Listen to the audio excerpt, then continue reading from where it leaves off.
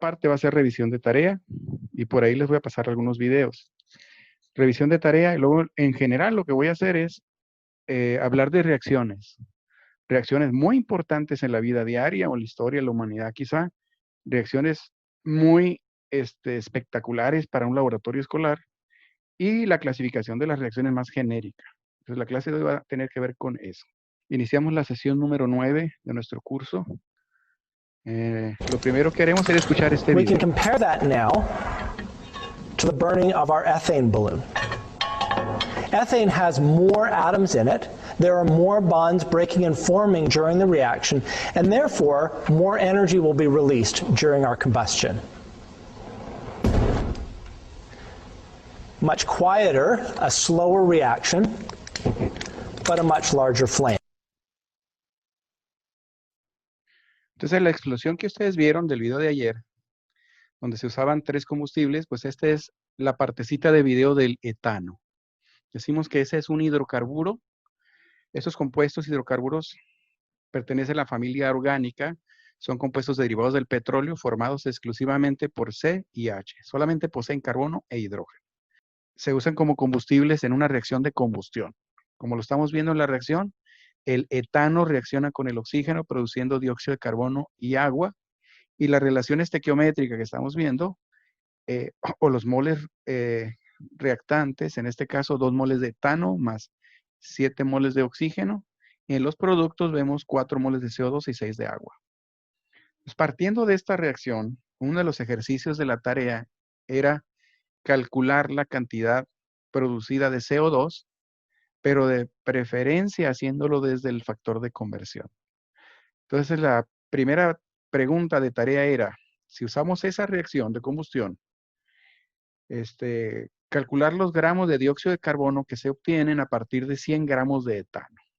Pues las especies involucradas en este ejercicio son el etano y el CO2.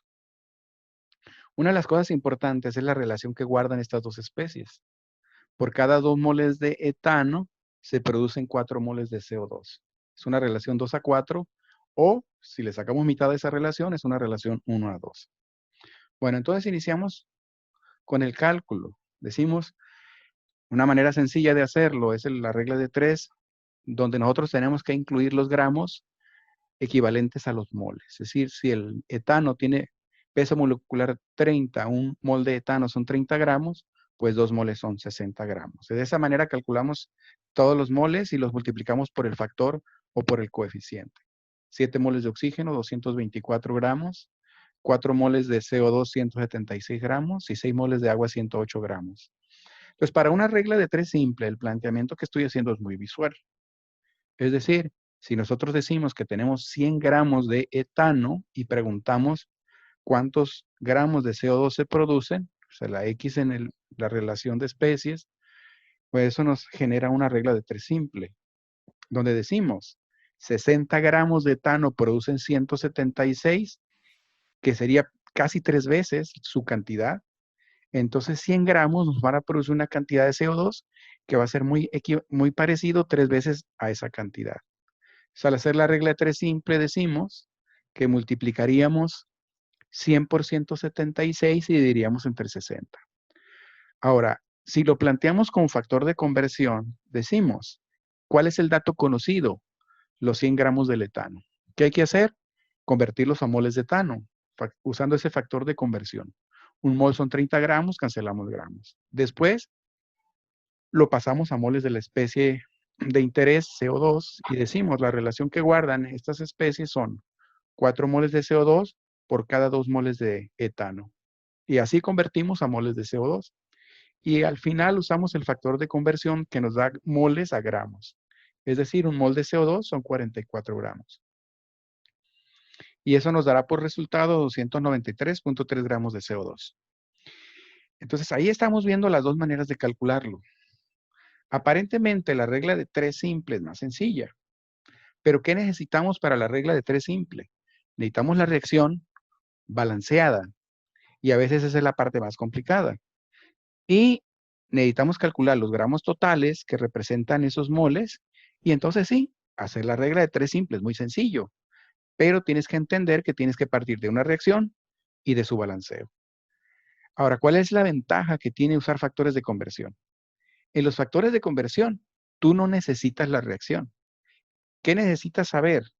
Necesitas saber lo que está aquí. Si tú dices 100 gramos de etano, la conversión a moles es muy fácil. ¿Cuál es el peso molecular? Pero decimos, ¿cuál es la relación que guardan las especies? Si el etano tiene 2 carbonos y el CO2 tiene 1. Entonces, no sabes cuáles van a ser los coeficientes de balanceo, que para este caso no interesan. Lo que sí sabes es que del lado izquierdo hay 2 carbonos y del lado derecho hay 1. Si tomas como referencia el carbono, decimos que la relación que guardan es 1:2. Si acá es 2, acá va a ser 4. Si hay 2 etanos, van a ser 4 CO2.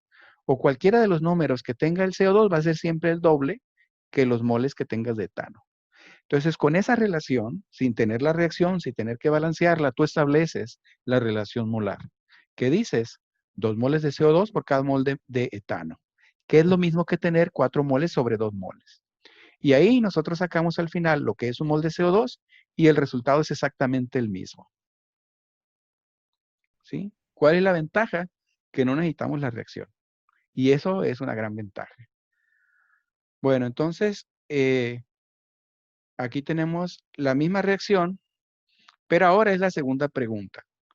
En el ejercicio, la segunda pregunta de la tarea era determinar el reactivo limitante para la misma reacción cuando tú haces reaccionar 8 gramos de etano con 30 gramos de oxígeno. Ojo, aquí no sabes tú cuál de los dos se termina. Esos números yo los puse al azar, guardando más o menos la relación que tienes arriba. 60 gramos de etano y ahora lo estamos relacionando con el oxígeno, solamente del lado de reactivos. Decimos, ¿cuántos gramos más es de oxígeno? Dice 4 por 6, 24, es casi 4 veces, no llega a 4 veces. Entonces, ayer fue lo que dije el día de ayer, voy a plantear un número, por decir 8, 4 veces 8 es 32, pues dije, bueno, voy a usar 30, un poquito menos. Pues curiosamente, estuve muy cerca de la exactitud. Entonces, vamos a ver qué es lo que haríamos en la cuestión del reactivo limitante. Cuando nosotros hacemos cálculos de reactivo limitante, ¿cuál es la mejor opción? Que por cierto no es la única opción. La mejor opción es ver la cantidad de producto formado y en función del producto formado tú defines quién es el reactivo limitante. ¿Cuál va a ser el reactivo limitante bajo este planteamiento? El que te genere menos producto. Esta es la analogía como la de los hot dogs. Entonces, ¿qué es lo que hacemos? Para calcular el reactivo limitante, decimos 8 gramos, ¿cuántos gramos de producto generan? En este caso escogimos al agua. Decimos, para establecer la cantidad de producto, yo tendría que multiplicar los 8 gramos y esos multiplicados por los 108, porque ahora estoy relacionando etano con agua y dividiendo entre lo opuesto a la X, que son los 60 gramos. Eso me da una cantidad de agua a partir de 8 gramos de etano de 14.4. Ahora decimos, ¿cuánta agua se generan con los 30 gramos de oxígeno? Ahora estamos relacionando el oxígeno con el agua y decimos, la multiplicación es 30 por 108 entre 224. Y la cantidad de producto usando los 30 gramos de oxígeno es 14.46. A eso me refería con los números que di, que fueron muy próximos. Pero de cualquier manera, en el cálculo, lo que estamos viendo es que uno de los dos reactivos genera menos agua, ligeramente menos agua, pero en este caso es el etano, lo que está en color verde, los 8 gramos, porque generan 14.4 gramos de agua, mientras que los 30 gramos de oxígeno generan 14.46, un poquito más del producto. ¿Qué significa? Que los 8 gramos representan al reactivo limitante. Es decir, van a reaccionar completamente los 8 gramos y ahora con esos 8 gramos vamos a calcular lo que reacciona del oxígeno. ¿Cómo vamos a hacer la relación ahora? La relación es entre el etano y el oxígeno y para ello multiplicaríamos 8 por 224 entre 60 y lo que vemos de ese resultado es que lo que reaccionan son 28.86 gramos de oxígeno. O sea, a pesar de que tú tienes 30, te van a sobrar 0.14 gramos. Es decir, esta manera de analizar Los problemas de reactivo limitante nos ayudan o nos hacen, eh, nos permiten visualizar con mayor facilidad el reactivo limitante. Pero aquí en conclusión, el reactivo limitante es el etano. Bueno, entonces, ¿alguna pregunta que tengan de los dos ejercicios de tarea? A ver, para los que no hicieron el problema número 2 de reactivo limitante. Giselle, ¿queda clara la explicación? Sí. Ok. Ahí. ¿Qué es la combustión? Podemos ejemplificar con cualquiera. Vamos a tomar a la combustión como ejemplo. Pues es la oxidación violenta, se puede decir, am, de un combustible. ¿Qué le pasa al combustible? Se oxida. ¿Y qué produce la reacción? Am, pues dióxido de carbono y agua. Muy bien. Entonces, partiendo de ese ejemplo, que como lo vimos con el etano o con el etano inclusive, con el butano el día de ayer, decimos que la sustancia hidrocarburo, en el caso del carbono, reacciona, se fractura, se oxida y se transforma, que es lo más importante. La reacción se define muy fácilmente con la palabra transformación, donde decimos que las sustancias se transforman. ¿Qué significa transformación? Pues es un cambio que implica que ya no va a ser más esa sustancia. Deja de ser combustible para convertirse en CO2. Esa es muy representativa la combustión. Si tú quemas madera, si quemas cualquier combustible, gasolina, pues deja de ser eso y se convierte en otra cosa. Entonces las reacciones básicamente son esas.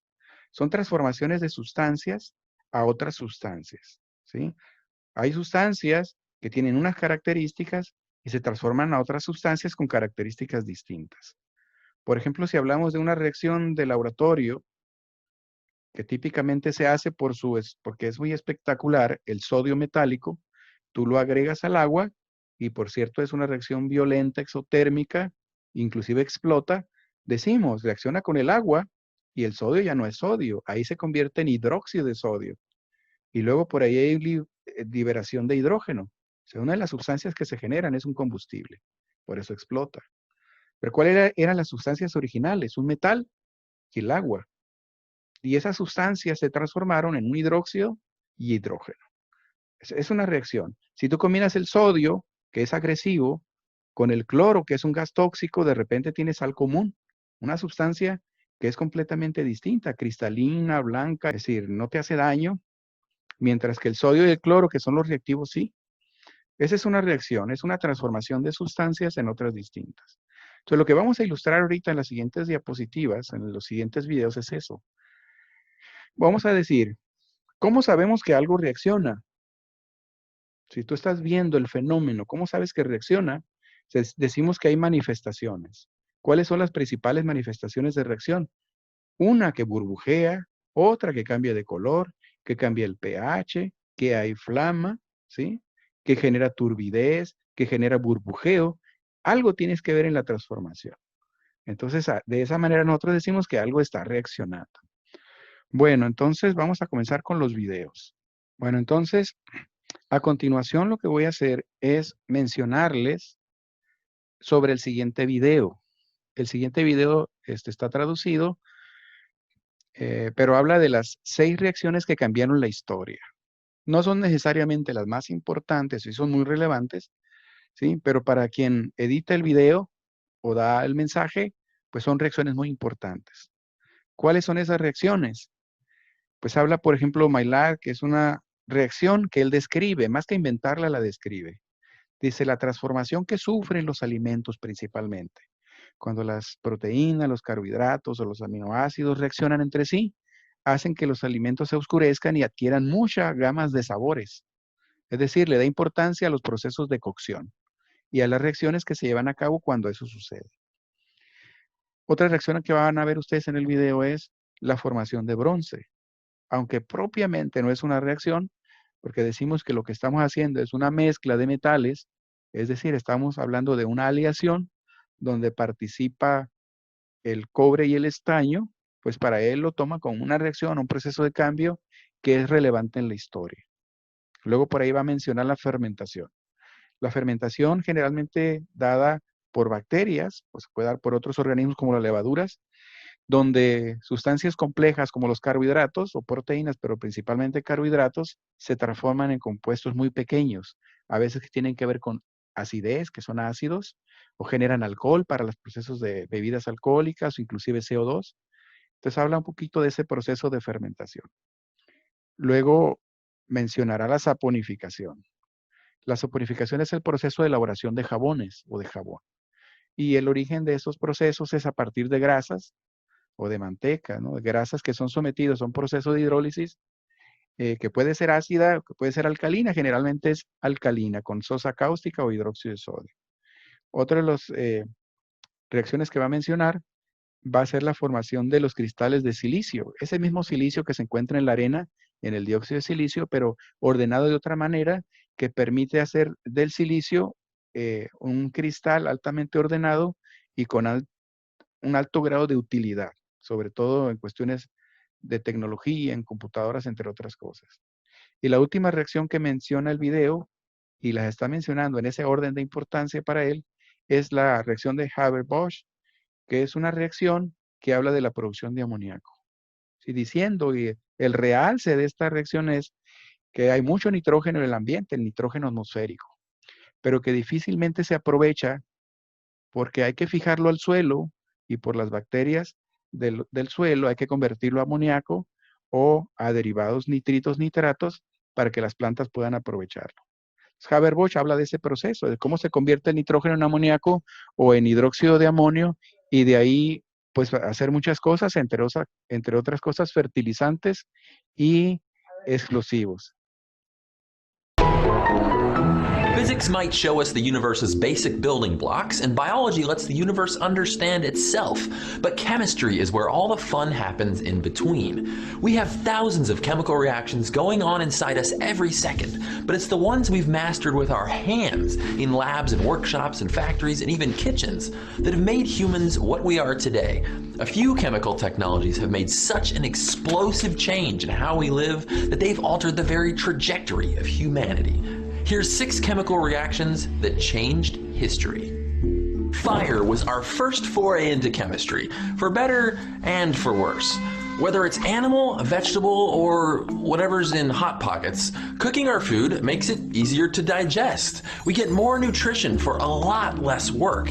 But there's a different bit of chemistry that turns food from simple nutrition into something fun to eat. In 1913, a French chemist named Louis-Camille Maillard described the most delicious reaction that I know of. Pretty much everything we cook contains sugars and amino acids, and when they react at high temperatures, the result is, well, hundreds and hundreds of complex flavor compounds. It's what browns grilled hamburgers, puts crispy crust on pizza, the golden edges on French fries.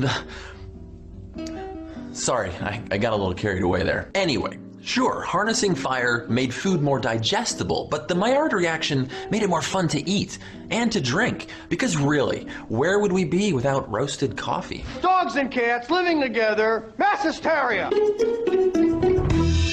They say sticks and stones can break bones, but metal does it better.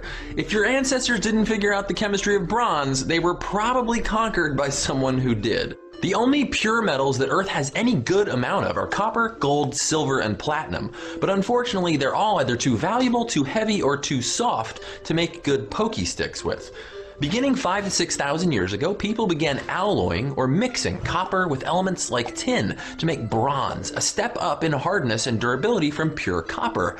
It was later replaced by iron in most uses, but bronze was the beginning of humanity's heavy metal stage. You like civilization? I'm a big fan myself, and one reaction above all others made it possible. As the poet John Ciardi put it, fermentation and civilization are inseparable. Our ancestors eventually got tired of chasing dinner and were finally able to put their roots down by putting some roots down. Domesticating plants led to a nice, orderly system where a few people grew enough food for everyone, giving the others free time to explore things like art, advanced government, and even science, or at least what passed for science at the time. But eating raw grain is not our thing. And what good is that harvest if it'll be rotten in a couple weeks? By harnessing fermentation and converting sugars into acids, alcohol, and gas, our ancestors let tiny creatures they had no idea even existed turn fruit and vegetables and grain, even milk, into forms that were tastier and lasted longer. You know what's also nice? Drinkable water. But for most of human history, drinking from the wrong stream or well could get you the last stomachache you'd ever have. Fermentation and its antimicrobial alcoholic byproducts were your friend. Considering water used to be an actual health hazard, it's no surprise that bathing often wasn't high on priority lists of the past. But nobody wants to sit with the smelly kid, even in ancient Sumeria. Tablets dating from nearly 4,000 years ago there show formulas for mixing water, alkali ash, and oil or animal fat to make soap. Plant and animal oils are triglycerides, a glycerol molecule plus 3 fatty acids. You break them apart with the alkali base, and you get fatty acid salts, the key ingredient in soap, because they dissolve both ways. One end is attracted to water, and the other attracts greasy nonpolar things. And the resulting chemical mix is perfect for using water to pull olive oil stains out of your favorite toga. Newsflash, computers are a big deal, and neither cell phones or smart thermostats would be possible without silicon chips. Silicon is actually super easy to find, but to be used in chips, it has to be super pure. How pure? At least 9 nines pure. But that's not even the hard part. Pure solid silicon is a mass of billions of separate crystals. It looks cool, but everywhere 2 crystals meet is a place where semiconductor magic can't happen. The Shiralsky process makes that mess chip-worthy. The silicon is remelted and a single tiny crystal is lowered in and slowly drawn out. This first crystalline seed aligns the growing solid mass in a single perfect crystal of silicon, ready to be sliced and diced and put to good use. Everything that's alive needs nitrogen in order to build the most basic bits of life, like amino acids and DNA. But for most of life's history, converting nitrogen to biologically useful forms could only be done by bacteria in soil. They pull gas from the air and convert it to building blocks like ammonia and nitrates. That was until 1909, when German chemist Fritz Haber, with the help of a couple friends, figured out how to do it on our own. The Haber-Bosch process converts nitrogen gas and hydrogen gas, 2 simple ingredients, to make ammonia, which we can then turn into an infinite list of useful stuff. So why is this number 1? Fertilizer. For the first time, farmers didn't have to rely on crop rotation or shovel what the family cow provided them to get nitrogen. Inexpensive chemical fertilizers let many people grow abundant food for the first time ever. The world grew so much food, in fact, that the global population has more than quadrupled since this chemical revolution. We make 450 million tons of nitrogen fertilizer this way every year. A full 1 to 2% of all the energy we use goes to this process. And of course, salad bars and cereal aren't the only thing that we make with industrial nitrogen. Nitrates are necessary ingredients in making explosives, and the Haber process allowed nations involved in World War I and II to unleash destruction on scales never seen before. But whether it was the battlefield or the breakfast table that really motivated Haber to harness nitrogen from air, one explosion definitely won out over the other, and it's just one delicious bit of chemistry that feeds our brains every day. Now, if you enjoyed these fine reactions, I know we skipped over a lot of important historical chemical wonders. So let us know in the comments what you think changed humanity more than any other reaction. Stay curious.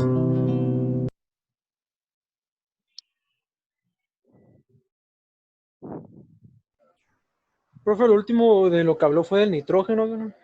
Del nitrógeno. ¿Qué decía del nitrógeno?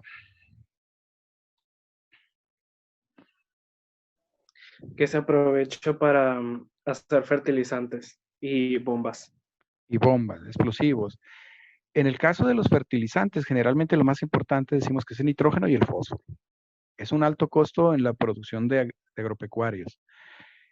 Pero en el caso del nitrógeno es muy especial. Tenemos mucho nitrógeno en el ambiente. El 80% del aire es nitrógeno.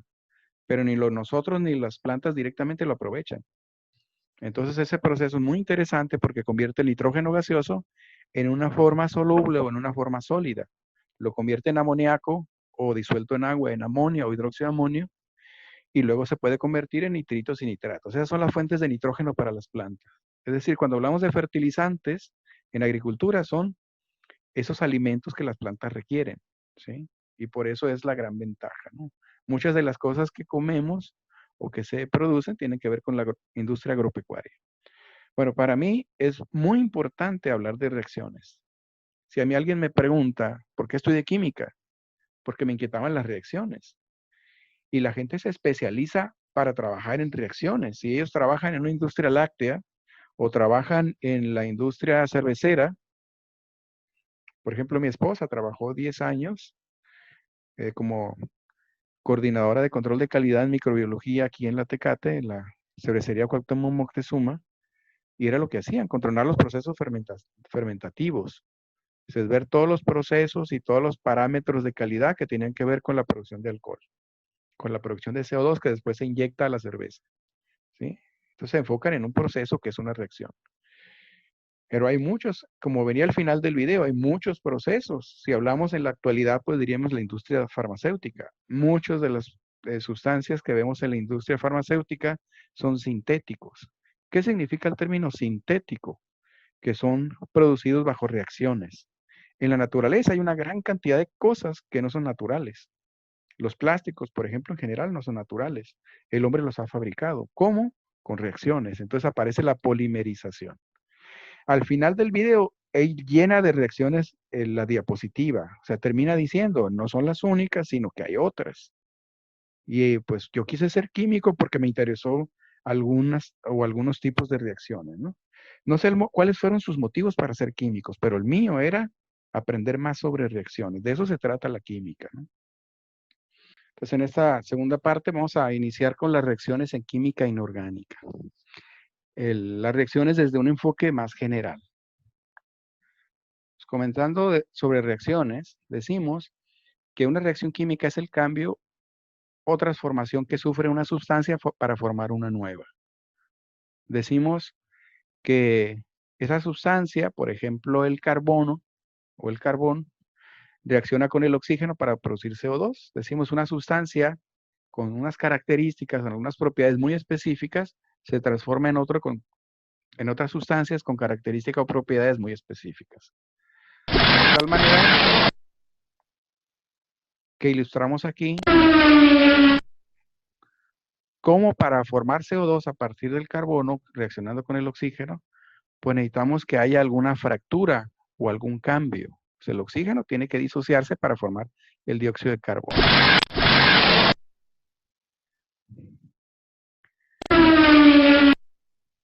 En general decimos que una reacción escrita es como una ecuación.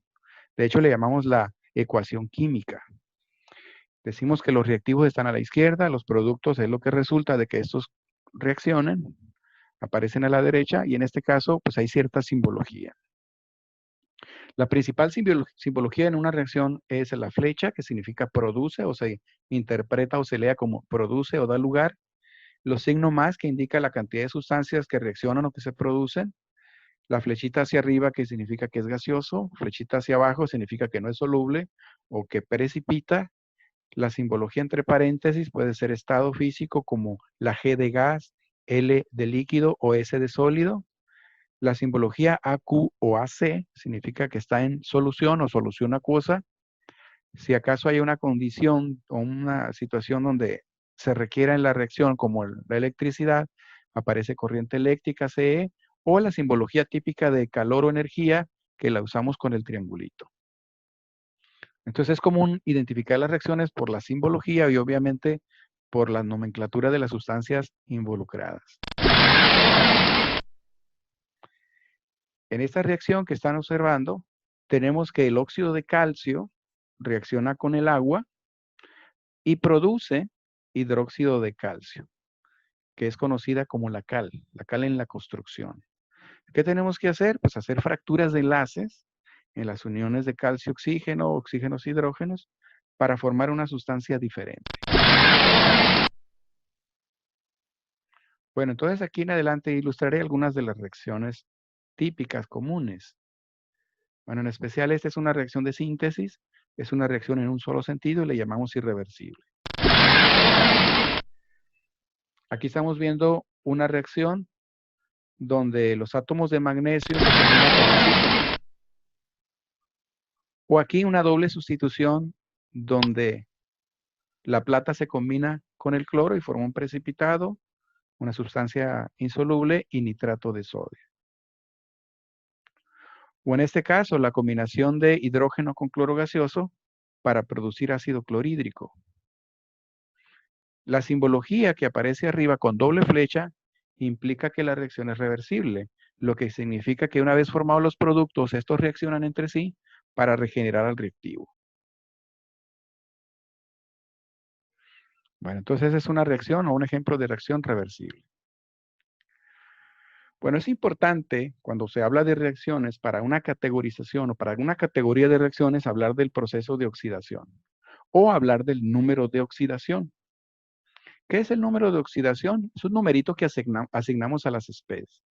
A veces es sinónimo de valencia.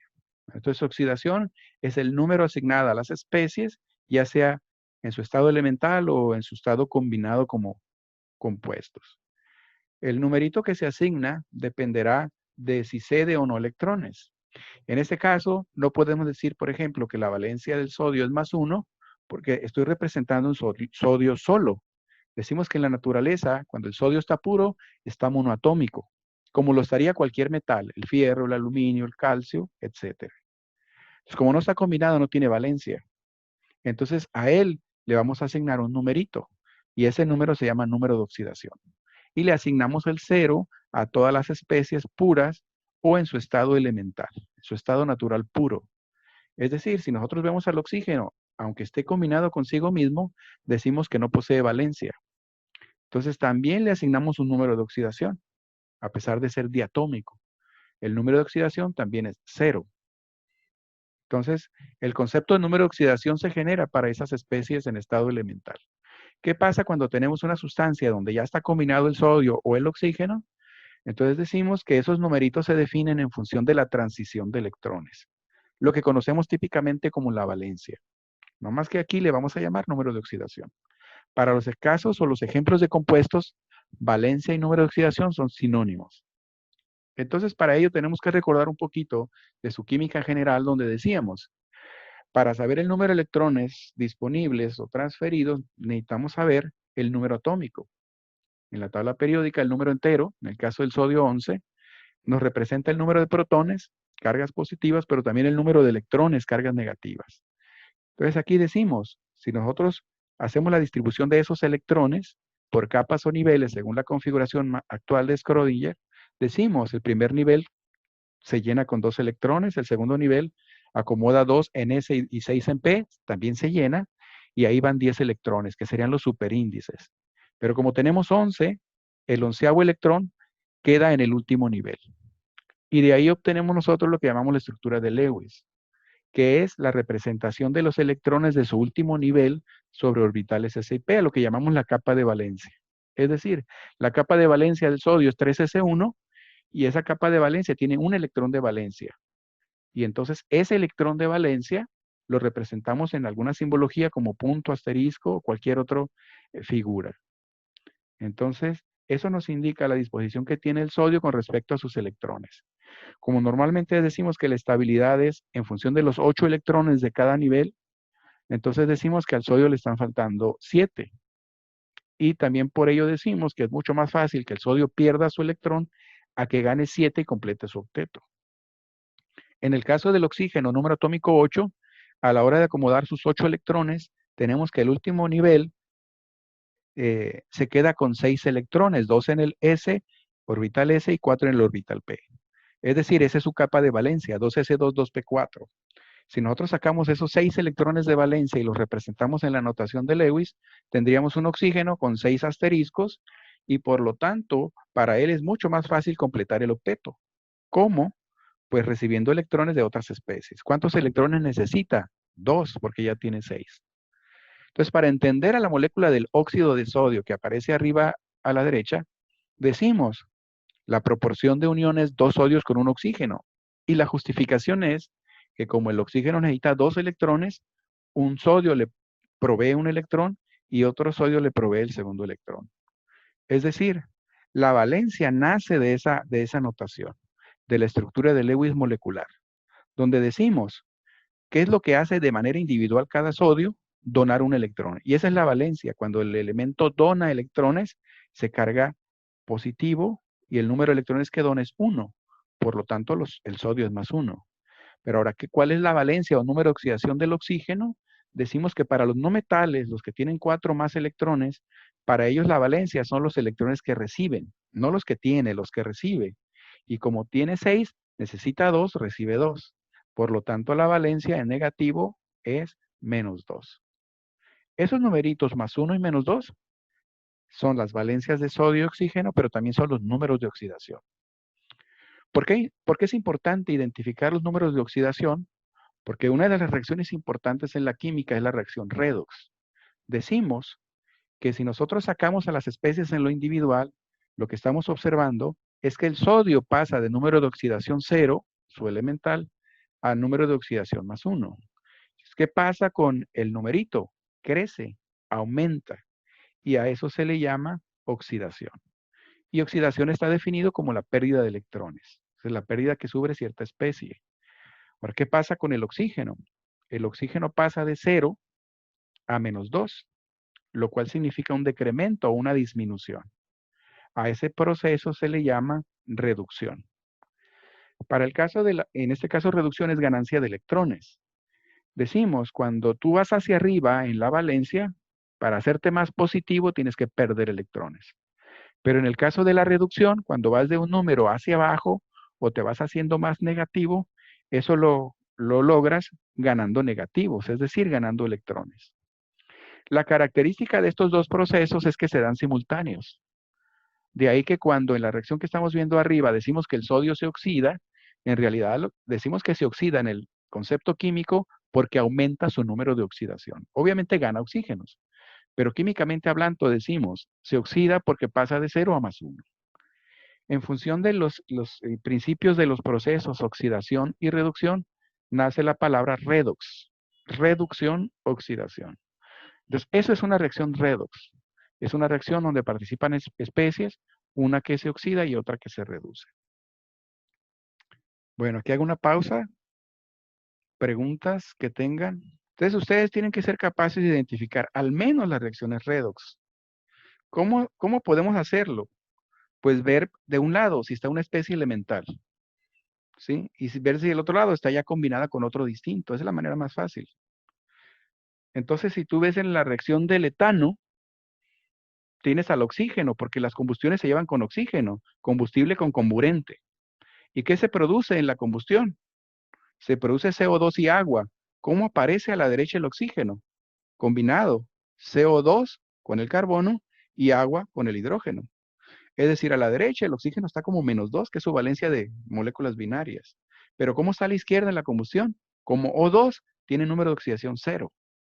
Entonces, si tú ves de un lado una especie elemental y la ves combinada al otro lado, esa es una reacción redox. Aunque no sepas la valencia, viéndola sola o combinada, eso es lo que nos da la pauta.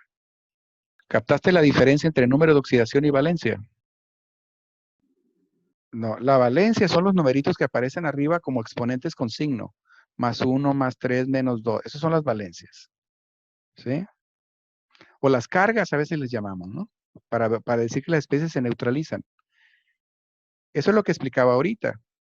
Pero ¿cuál es la diferencia? Se las digo. Y eso es lo que tienen que entender. Las valencias son esos numeritos, pero es cuando tienes una especie combinada con una distinta. ¿Sí? ¿Quién tiene valencia? El sodio cuando se combina con el cloro, más 1 menos 1. El calcio cuando se combina con el oxígeno, más 2 y menos 2. ¿Cuál es la condición para que haya valencia? Que el átomo esté combinado a uno distinto. Ahora, ¿cuál es la valencia de los átomos?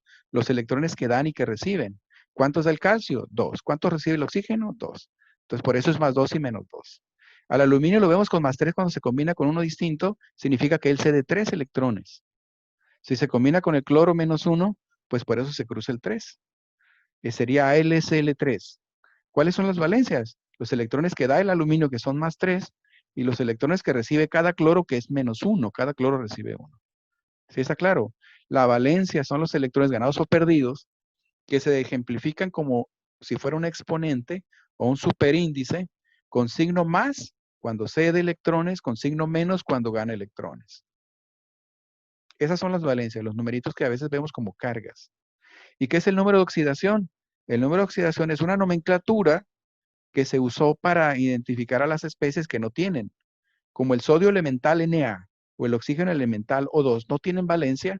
Entonces dijeron, les vamos a dar un número, asignar arbitrariamente, y a ese número le llamaron número de oxidación, que para ellos es 0. Pero en el caso de las sustancias que están combinadas, el número de oxidación en el NaCl es +1 y -1, porque son iguales a sus valencias. Entonces decimos que el número de oxidación es igual a valencia para un compuesto, pero en los casos de las especies no combinadas con algo distinto, o en caso de las especies en su estado elemental, el número de oxidación es 0. Esa distinción tienen que saberla muy bien. Las valencias son cuando están combinados con uno distinto, los números de oxidación no necesariamente. Pueden estar no combinados. Bueno, entonces continúo. Bueno, entonces en esta diapositiva lo que voy a hacer es empezar a clasificar a las reacciones y dar un ejemplo. Decimos que hay 4 categorías. Nosotros las tenemos ahí en colores para distinguirlas. La primera categoría en azul, la segunda categoría en amarillo, la tercera categoría otra vez en azul y la cuarta en amarillo. La primera categoría de estas reacciones es en función de la cantidad de energía o del calor requerido o del calor producido. ¿Sí? Es decir, las reacciones clasificadas como endotérmicas y exotérmicas tienen que ver con calor. Entonces, un ejemplo de reacción es la reacción endotérmica. ¿Qué significa? Que tú necesitas aplicar calor para que se lleve a cabo la reacción. Y la simbología es el triangulito. Ese triangulito puede estar por debajo de la flecha o puede estar a la izquierda. Es decir, se leería carbonato de calcio más triangulito y luego produce. O está a la izquierda o está por debajo de la flecha. Entonces, esa reacción es endotérmica. Endotérmica. El prefijo endo significa hacia adentro. Requiere energía. Si tú le pones algo a un tubo y luego le pones el mechero, es lo que significa que esa reacción necesita calor. En esa categoría de calor tenemos a las exotérmicas. Exo significa hacia afuera, que libera. La producción, por ejemplo, de agua a partir del hidrógeno con oxígeno, que es una reacción violenta, te genera calor.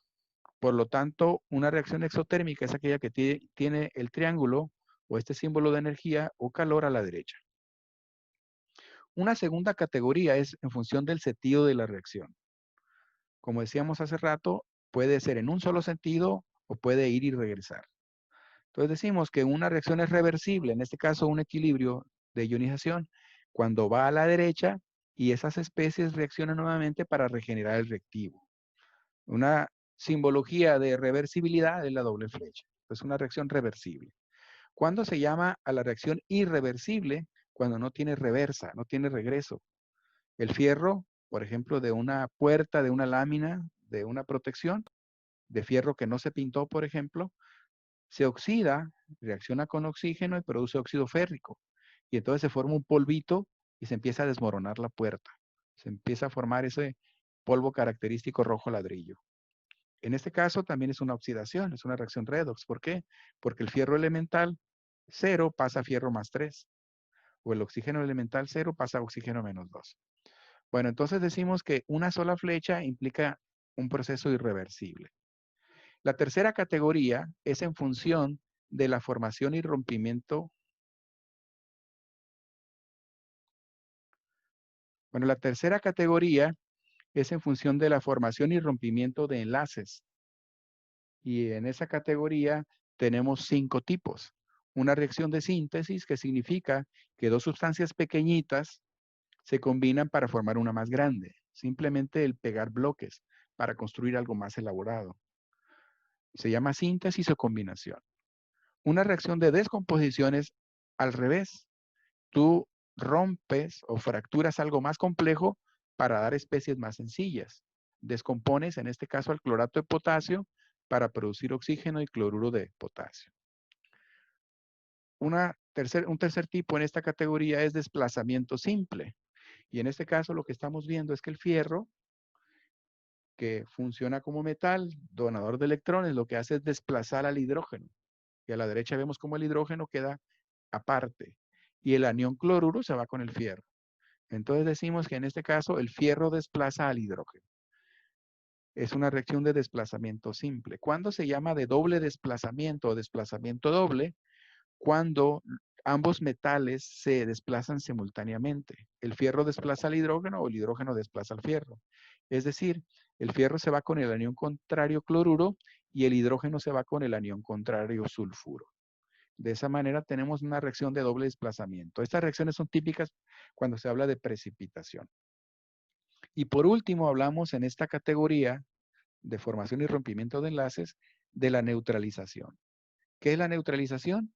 Es la reacción de un ácido con una base para formar sal y agua. Entonces, es uno de los productos del agua, tiene pH neutro y por eso decimos que ahora ni es ácido ni es base, sino neutro. Y la cuarta categoría es cuando se habla de la metátesis y la redox. Esa es en función de los cambios del número de oxidación. ¿Qué es una reacción de metátesis? Es cuando las especies, estando a la izquierda en reactivos o a la derecha en productos, no cambian su número de oxidación. Si evaluamos al hidrógeno, en el ácido clorhídrico es +1, en el OH es +1, en el agua es +1. O el cloro es -1 en el ácido clorhídrico en el cloro de sodio. O el sodio es +1 en el hidróxido y en el cloro de sodio. Es decir, ninguna de las tres sustancias o cuatro sustancias involucradas aquí, hidrógeno, cloro, sodio y oxígeno, cambian su número de oxidación. Esa es una reacción de metátesis.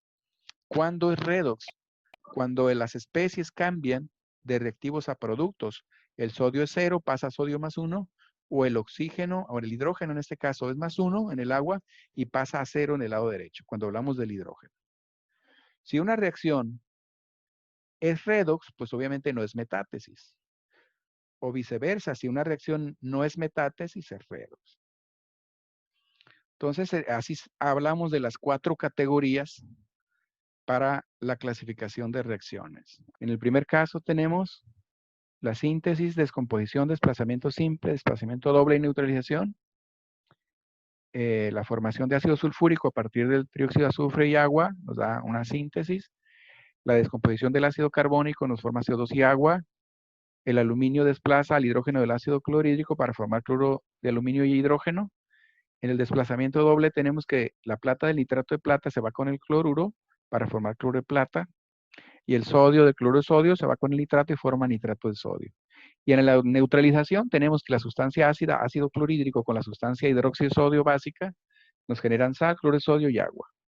En la siguiente reacción, por sentido de la reacción, tenemos una reacción reversible donde el ácido acético se ioniza formando acetato e hidrógeno. Y viceversa, el acetato y el ion hidrógeno reaccionan para regenerar el acético. Una reacción irreversible que tenemos aquí ilustrada es la oxidación de fierro, formando el óxido férrico o el óxido de fierro 3.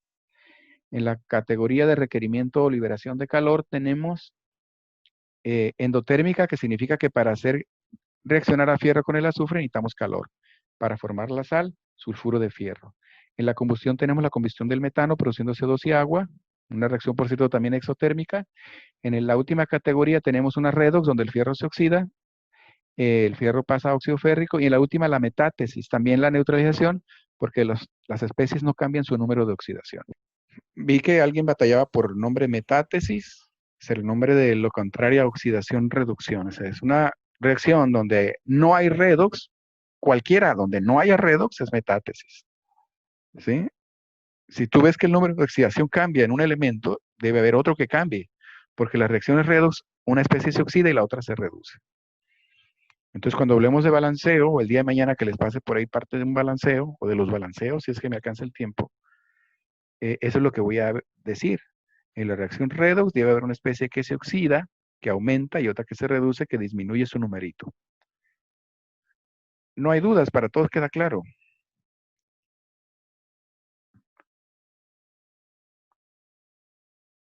Karen, dudas. ¿Está claro? Les voy a platicar y me voy a salir un poquito del tema. La parte más complicada en la educación es esta parte. Exactamente esta parte. Es el seguimiento al alumno, la retroalimentación y el asegurarse que el alumno entendió. ¿Sí?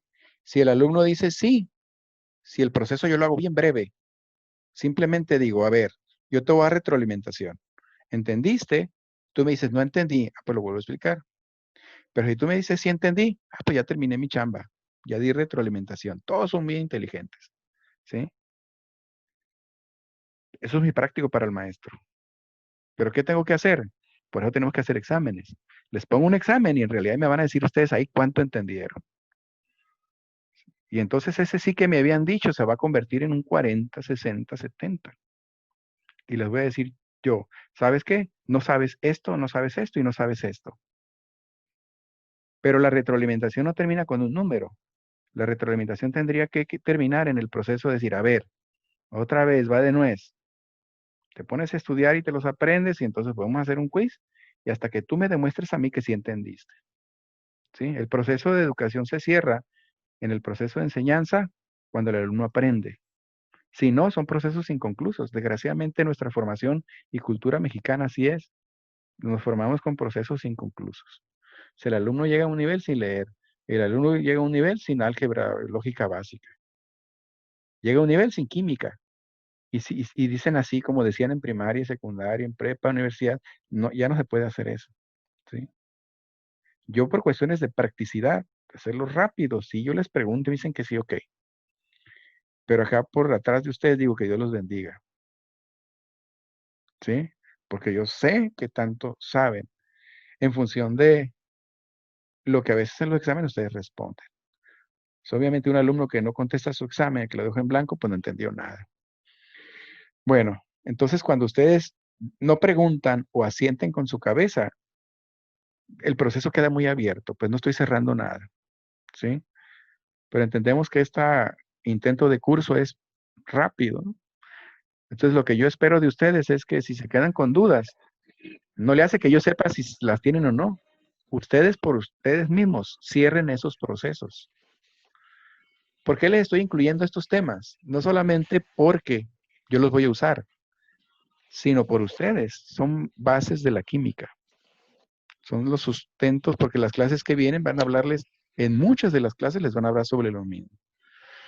Bueno, entonces no sean tan pasivos, sean un poquito más proactivos en ese sentido, para ustedes y para las clases también. Bueno, entonces la última parte,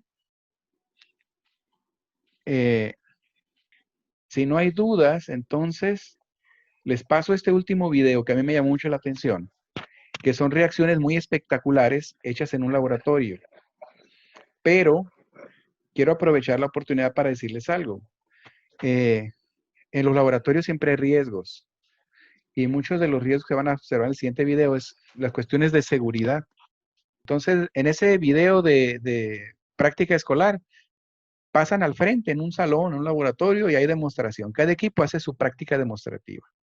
Y ahí ustedes van a ver reacciones que tienen que ver con cuestiones redox. Por ejemplo, la primera que yo recuerdo, que se lleva a cabo creo que con almidón, es una reacción que va cambiando de color, que tiene que ver con una reacción de oxidación, con oxígeno, y hacen una agitación, y de repente cambia azul, y luego hace transparente, y vuelve azul. Es una reacción tipo cíclica. O reacciones que hacen explosión, como la del potasio, la del sodio, la de metales muy activos que reaccionan con el agua. O la polimerización, creo que al final se forma un polímero, otra reacción, ¿eh? Entonces, en una práctica final, probablemente de alguna materia de un laboratorio gringo, lo que hacen es, cada equipo ilustra una reacción o formarle una cobertura a una moneda para que se vea tipo dorada. Todas son muy espectaculares, pero hay un elemento que no cumplen, que es la seguridad. ¿Sí? Hay una que es un iniciador de reacción, que es un poquito exotérmica y reactiva. La chava está viendo el crisol o no sé qué, está haciendo cápsula de porcelana y acerca sus ojos. Sí usa bata, pero no usa lentes. Entonces ese es un riesgo. Entonces ahí les falló en el video haber utilizado elementos de seguridad. Pero fuera de ello es interesante el video. Así se les paso esto y al final cierro con dudas y nos vamos entonces.